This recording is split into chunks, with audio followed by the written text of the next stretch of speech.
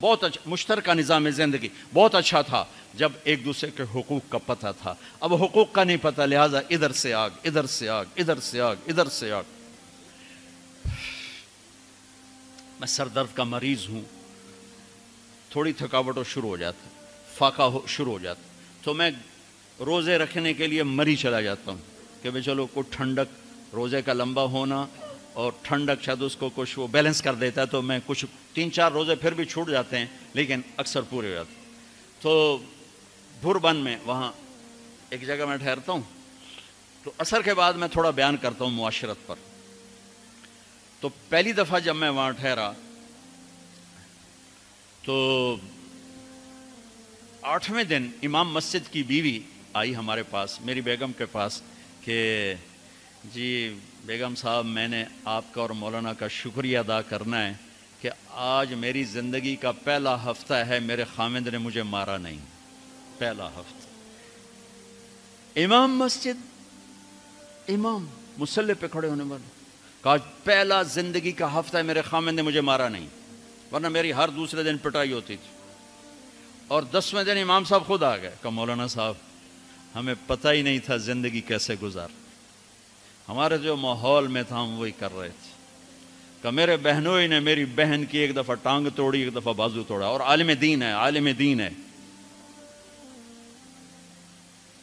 ہمیں کسی نے یہ بتایا نہیں تھا، ہم نے زندگی میں پہلی دفعہ یہ باتیں آپ کے منہ سے سنی کہ زندگی کیسے گزار. تو فرحان کی زندگی فتوے سے نہیں چلے گی کہ میں مفتی نعیم کا بیٹا ہوں، یہ تو حسن اخلاق سے چلے گی، میٹھے بول سے چلے گی. میرے نبی حضرت عائشہ کو لقمے بنا کے کھلاتے تھے، کوئی اظہار عشق تھا، اللہ کی قسم اظہار تعلیم تھا، تعلیم تھی. سکھایا کہ زندگی گزارنی کیسے.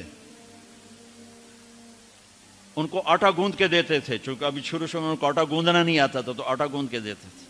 اور عرب بڑی بڑی بوٹیاں پکاتے تھے تو حضرت عائشہ بوٹی اٹھا کے ایسے نوچتیں اور پھر رکھ دیتیں. تو اللہ کے نبی بوٹی اٹھا کر جہاں سے حضرت عائشہ نے نوچا ہوتا تھا وہاں سے نوچ نوچ کے دکھا کے کھاتے تھے. میرے رب کی قسم اظہار یہ ہمیں تعلیم دی ہے کہ زندگی کیسے گزاریں. پھر بڑے بڑے پیالے ہوتے تھے پانی پینے کے، چھوٹے گلاس نہیں. چھوٹا گلاس تو بخل کی نشانی، اب تو اور چھوٹے ہو گئے کہ کپ کو گلاس بنا دیا. میرے بچپن میں مجھے یاد ہے اتنا بڑا گلاس ہوتا تھا، اور ڈیرے میں جتنے مہمان ہوتے تھے، کچی سڑکیں ہوتی تھی، مہمان کوئی ہمارے رشتہ دار یا دوست نہیں، راہگیر مسافر ہوتے تھے، ہر مہمان کو دودھ پلایا جاتا تھا رات کو. چونکہ جانور زیادہ ہوتے تھے تو ہمارا اکرام زیادہ سے زیادہ یہی ہوتا تھا، تو ہم سارے مہمانوں کو دودھ پلاتے تھے. تو ایک مہمان آیا ہمارے دادے کا زمانے کا، چاچا لال. اب گلاس چھوٹے ہو چکے ہیں، تو وہ جب نوکر نے دودھ پیش کرنے کے لیے نا آگے بڑھا تو اس نے گلاس دے کر کہنے لگا پتر میں نہیں پیندا. سمجھ رہے ہو پنجابی سمجھ رہے ہو نا؟ پتر میں نہیں پیندا. اس نے کہا چاچا کیوں نہیں پینا ہے؟ کہ دو تو ود پیواں تے بے غیرت بنا تے دو نال میرا گزارا کوئی نہیں، لے جا.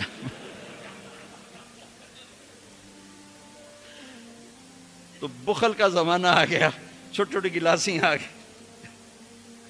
تو بڑے بڑے گلاس ہوتے تھے تو ہم عائشہ رضی اللہ عنہا پانی پی رہے ہیں، رکھ دیا. میرے نبی اٹھا کر جہاں حضرت عائشہ کے ہونٹ لگے ہوتے تھے وہاں ہونٹ رکھ کے پانی پیتے تھے. صرف تعلیم. جس ہستی نے اللہ کو آنکھوں سے دیکھ لیا ہو اس کو کسی چیز کی رغبت ہو سکتی ہے؟ جنت بھول جائے گی جب اللہ اپنا دیدار کرائیں گے، اب پردہ پوشی فرمائیں گے تو کہیں گے یا اللہ جنت نہیں چاہیے، تو چاہیے، بس تجھے دیکھتے رہیں، بیٹھے رہیں تصور جانا کیے ہوئے از لذت دیدارش، خسرو چتواں گفتن سر دادن و جان دادن نادیدہ رخ یارے. امیر خسرو کہہ رہے ہیں کہ یا اللہ بن دیکھے تیرے لیے لوگ سولیوں پہ چڑھ گئے، آروں سے چر گئے، چھروں سے کٹ گئے. بن دیکھے تیرے عشق میں جب تجھے دیکھیں گے تو کیا حال ہوگا. از لذت دیدارش خسرو چتواں گفتن سر دادن و جان دادن نادیدہ رخ یار. تو جس ہستی نے اللہ کو دیکھا ہو ان کے لیے عورتوں کی کیا رغبت ہے. یہ صرف سکھانا. ایک حدیث سنا دے، ما تزوجت وما زوجت الا بوحی من السماء نزل به جبریل. لوگوں میں نے جہاں شادی کی، میں نے جہاں بیٹی دی، پہلے آسمان سے وحی آئی پھر میں نے قدم اٹھایا.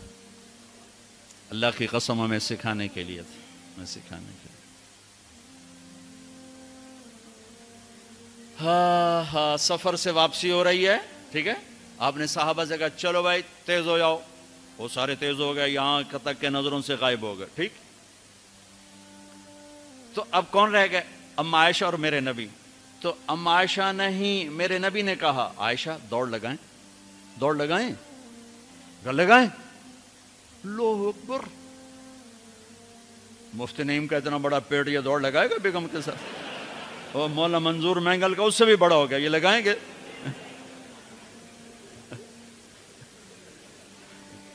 تو عائشہ دوڑ لگائیں، کہا جی لگائیں۔ تو حضرت عائشہ فرماتی میں آگے نکل گئی لیکن نبی پیچھے رہے۔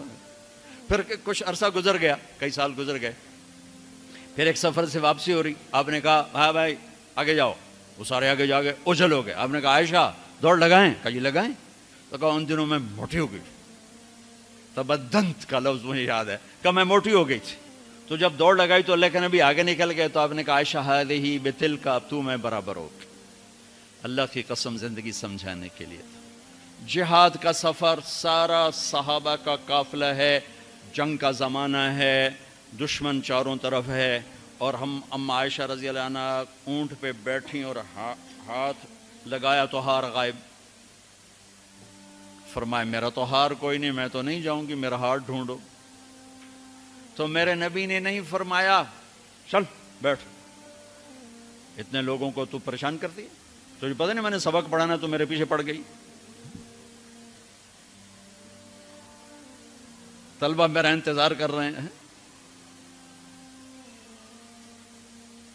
آپ نے کہا بھائی عائشہ کا ہار ڈھونڈو، سب ڈھونڈنے میں لگ گئے۔ شام ہو گئی، سورج چھپ گیا اور ہار نہیں ملا، اور اس کے بعد تلاش بند ہو گئی، اندھیرے میں کہاں ملے گا؟ اب کیا ہوا؟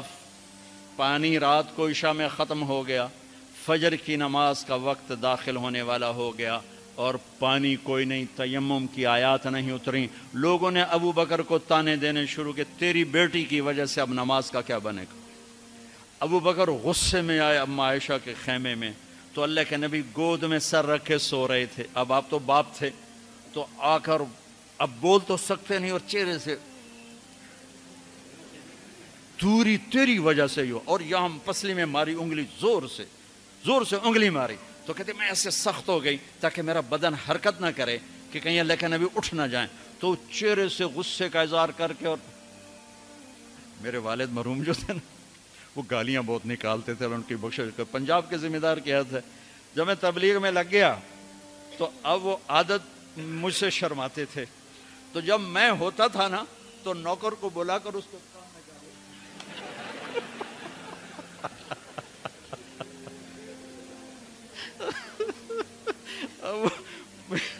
جوانی کی عادت بڑھاپے میں تو جا نہیں سکتی تھی، تو پھر وہ آہستہ آہستہ گالیاں نکال اپنا کوٹا پورا کر لیتے تھے۔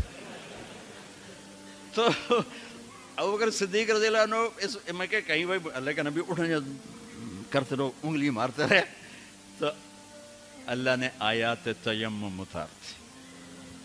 اس موقع پر تیمم کی آیات پہلی دفعہ 8000 سال میں یہ ہونے لگا ہے۔ بھلا مٹی سے آدمی صاف ہوتا ہے اور گندا ہو جاتا ہے؟ اللہ نے کہا نہیں نہیں، فتیمم، چلو تیمم کرو۔ اب سارے صحابہ میں خوشی کی لہر، اور سعد بن عبادہ کہنے لگے اے آل ابو بکر، یہ پہلی تو نعمت نہیں ہے جو تمہارے گھرانے کے طفیل ہمیں ملی ہے، اس سے پہلے بھی بڑی نعمتیں تمہارے گھر کی طفیل ہمیں ملی ہیں۔ اللہ نے تیمم کی آیت اتار دی۔ میرے نبی نے قافلے کو نہیں چلایا، یہاں تک کہ حضرت عائشہ نے کہا اچھا یا رسول اللہ اب چلیں، ہار کو چھوڑیں۔ پھر میرے نبی چلے، اور جب اونٹنی کو اٹھایا تو ہار اس کے نیچے پڑا ہوا تھا، وہ سارا باہر ڈھونڈتے رہے، ہار نیچے چلا گیا تھا گر کر۔ یہ میرے نبی کی زندگی ہے، یہ مینگل صاحب سے کہتا ہوں پڑھائیں، مفتی نعیم سے کہتا ہوں یہ زندگی پڑھائیں، کہ ان کی بیویاں ان کو دعائیں دیں، ان کے ماں باپ ان کو دعا دیں، ان کی اولاد ان کو دعا دے۔ وہ باپ نہیں ہے جس کو دیکھ کے بچے ڈر جائیں، وہ تھانے دار ہے، تھانے دار بیٹھو ہے۔ وہ استاد نہیں جس کو دیکھ کے شاگرد ڈر جائے، وہ تھانے دار ہے۔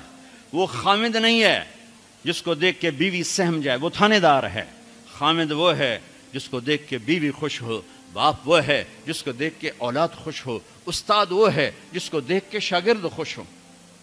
اپنے مصنوعی روب جمانا کہ استاد کی ہیبت ہونی چاہیے، ارے ہیبت، محبت ہونی چاہیے، محبت سے علم منتقل ہوتا ہے، ہیبت سے نہیں ہوتا، محبت سے جا کر فریکوینسی ملتی ہے، کال ملتی ہے اور پھر جذبات منتقل ہوتے ہیں۔ تم ہیبت بٹھانے کے چکر میں